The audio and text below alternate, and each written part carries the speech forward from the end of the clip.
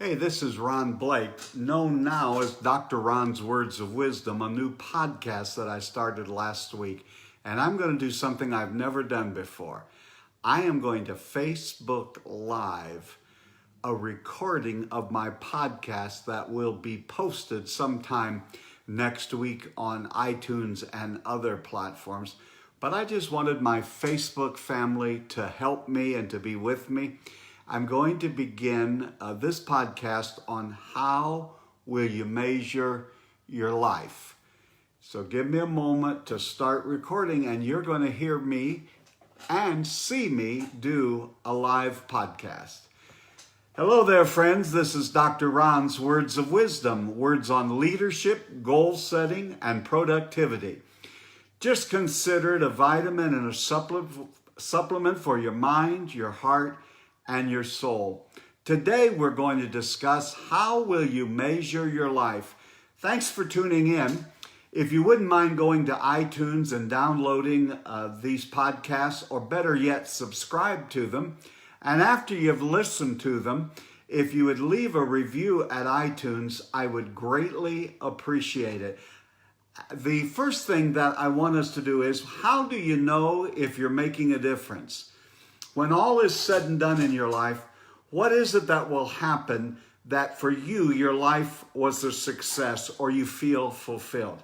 Now, let me become preachy for a moment. I've spent my entire adult life preaching.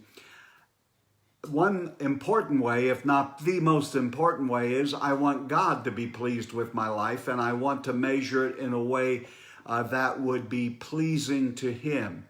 Regardless of what you do for a living or what you're trying to do, your faith in God has to be number one. Don't forget about your family. That God ordained the family long before He ordained the church or any other institution. We have to put our families at the top. And our friends. Many times, especially it seems men, we have a tendency to ask each other, what do you do? And we define everything by what we do. But in reality, our lives are not just defined by what we do or where we've come from or where we live, but our lives are defined by who are we? Who are we deep down at the basic core of where we live? And so give yourself to God, your family, your friends. So let me just give some other things that I think that are important as you come down to the end or whenever in your life and you begin to measure, did my life matter? Did it really count? The first thing is, whatever it is you choose to do vocationally, you have to love what you do.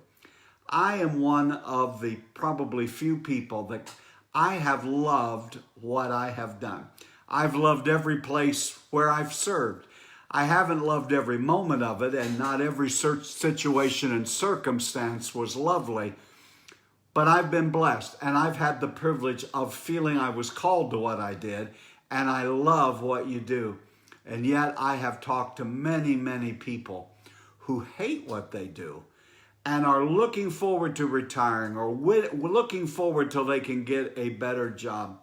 Find something you love to do and do it with all your might. I believe also that whatever it is you do, there are no small jobs or inconsequential positions. Believe that what you do really matters. I come from a long line of people who worked the lines in the factories. And I'm wondering, on reflecting back, if many times they felt like they were just little cogs in a big machine. But the fact of the matter is, my country, the country I live in, wouldn't be in operation today if it wasn't for the women and men who went to work every day and did what it is they were doing and did it with excellence. My friend, right now, make sure you love what you're doing. If not, try to get yourself in a position where you can love what you're doing, whether that means changing. Many times what needs to change is your own heart and your own attitude. Believe that whatever it is you are presently doing is great work, and do it with all of your might.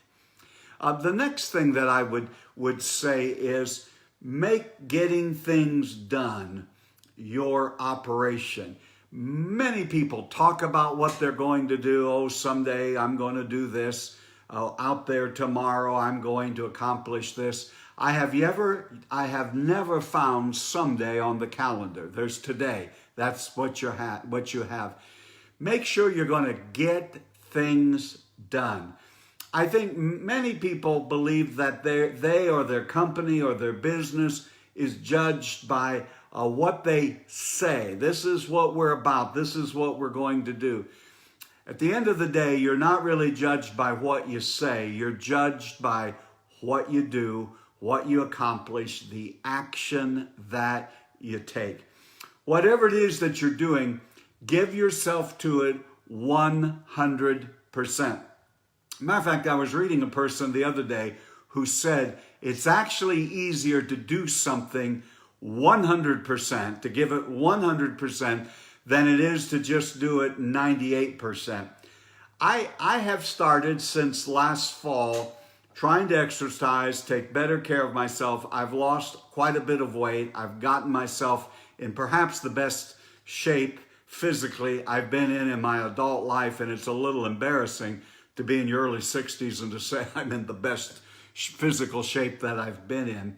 One of the things that I committed to in the year 2019 was that 240 times this year, I would do 1 hour of cardio. And I'm on pace to keep that record. But let me tell you what happens several times when I go to the gym and I'm there and I'm on the treadmill or the elliptical or the recumbent bike, or I'm doing the strength and resistance routine that I go through. I keep thinking, I don't know that I can do this for an hour. And so I trick myself actually by saying, Ron, just try it for 5 minutes. Put your shoes on, put your shorts on, go. Let's try it for 5 minutes. Well, then I'm there for 5, and I said, well, if I've done 5, why don't I do 10 minutes? And then 10 minutes becomes 20. And then I think, well, if I just do it 30 minutes, that's good enough, and I'll stop. And then I say to myself at about minute 29, you know, you're already sweaty. You're already going to have to take a shower. You've committed to doing 240 1-hour sessions this year. If you only do 30 minutes, that's not an hour. And before you know it, I have talked myself in to doing it the 100% way, to take the full hour. And I can say amen to the person who wrote, it's easier to do something 100% than it is 98%, because here's what we do. All of my adult life, I've been either on or going off a diet. And I have lost probably in my adult life 500 pounds, but gained 600 back. Because there'd be times when I'd cheat or I didn't feel like it, and I'd say, oh, you know, you deserve it. Just one little break here. If you have that, if you do that, what difference does it make? And you know, it's just easier to do something 100%. Make your mind up that whatever it is you're going to do in life, you're actually going to do something. Please don't be like Congress and the politicians who today know that Social Security and Medicare, let's just take them for an example, are not going to make it long term. They're not financed out into the future. And yet they keep making promises that there's no way to back it up, that we'll never touch it.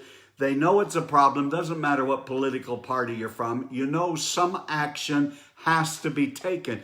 But you see, the politicians also believe that more than going to Washington to fix things, they've gone to Washington to be reelected. And they just sort of believe that the most important thing in life for anything to change is for them to be reelected. And the congressmen and women are reelected every 2 years. So the moment they arrive, rather than tackling problems, because they believe the most important thing is their reelection, so they begin to campaign and they talk and they talk, and very little gets done. This is not a political statement. This would apply across the board, elected offices, but it also applies to our work and to our homes. We can talk and talk and talk. People are always talking a good fight, what they're going to do, what we should do, what we need to do. Please do not give your life to being a windbag.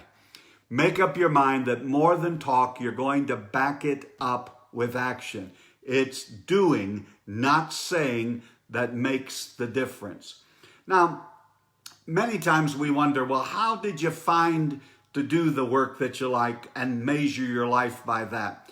There have been times that it's been a deliberate, in my life, it's been a deliberate application of the gifts that God's given me, the talent, the ability, and things I've worked on. But there have been times that opportunities have come to me that I never anticipated. When I was invited to come to the Global Ministry Center of my denomination, that was a bolt out of the blue. I hadn't prepared for it. There's nothing you can do to prepare for it, much like the position I'm in now. You just have to be ready. Get yourself prepared for what you're doing right now. Trust the Lord, make a difference, and keep moving ahead. Remember, put God and your family ahead of everything else, and when you get those priorities, everything else will fall in line behind it.